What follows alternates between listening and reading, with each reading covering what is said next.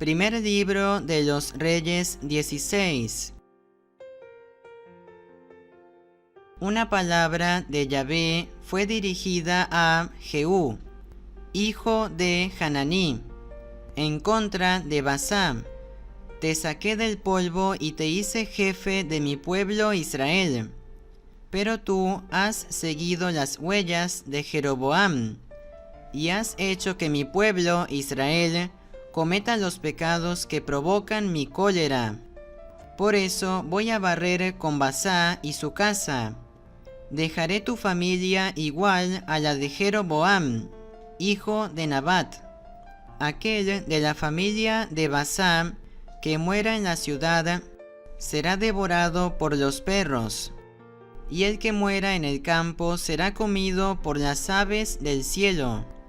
El resto de los hechos de Basá, lo que hizo y sus hazañas, está escrito en el libro de las crónicas de los reyes de Israel. Cuando Basá se acostó con sus padres, lo enterraron en Tirsá, y su hijo reinó en su lugar, en esa misma ciudad. Pero estaba esa palabra de Yahvé dirigida al profeta Jehú, hijo de Hananí, en contra de Basá y de su casa, debido al mal que había hecho a los ojos de Yahvé. Había provocado su cólera con su conducta, imitando a la casa de Jeroboam, pero también por la manera como había acabado con esa familia. El año 26 del reinado de Asá de Judá, Elá, hijo de Basá, pasó a ser rey de Israel y reinó 2 años en Tirsá. Su servidor Simri, jefe de la mitad de los carros, conspiró contra él.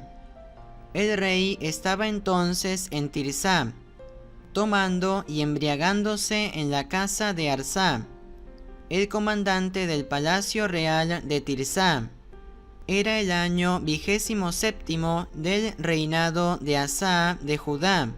Simri entró y le dio muerte, y reinó en su lugar. Una vez rey, apenas se sentó en el trono, acabó con toda la gente de Basá, niños, parientes y amigos. No perdonó a ninguno. Así exterminó Simri a toda la familia de Basá, según la palabra que Yahvé había dicho contra Basá por medio del profeta Jehú. Es que los pecados de Basá y de su hijo Elá, quienes arrastraron a Israel a su pecado y sus ídolos, habían provocado la cólera de Yahvé, Dios de Israel. El resto de los hechos de Elá, todo lo que hizo, está escrito en el libro de las crónicas de los reyes de Israel. El año 27 del reinado de Asá de Judá, Simri llegó a ser rey por 7 días en Tirsá. El pueblo sitiaba la ciudad filistea de Gibetón. En el campamento, el pueblo se enteró de la noticia. Simri conspiró contra el rey y lo asesinó. Ese mismo día, en el campamento, todo Israel proclamó a Omri, comandante en jefe del ejército, como rey de Israel. Omri y todo Israel subieron entonces de Gibetón para sitiar Tirsá. Cuando Simri vio que la ciudad estaba a punto de caer, se encerró en la fortaleza del palacio. Le prendió fuego y así murió en el incendio del palacio, pues también había cometido los pecados que disgustan a Yahvé. Había seguido las huellas de Jeroboam y el pecado con que éste había arrastrado a Israel. El resto de los hechos de Simri, la conspiración que tramó, todo eso está escrito en el libro de las crónicas de los reyes de Israel. El pueblo de Israel se dividió. Unos querían nombrar rey a Tibní, hijo de Ginat. Otros estaban con Omri. Los partidarios de Omri ganaron a los de Tibní, hijo de Ginat. Tibní murió y Omri pasó a ser rey. Omri llegó a ser rey de Israel el año 31 del reinado de Asa en Judá. Reinó 12 años.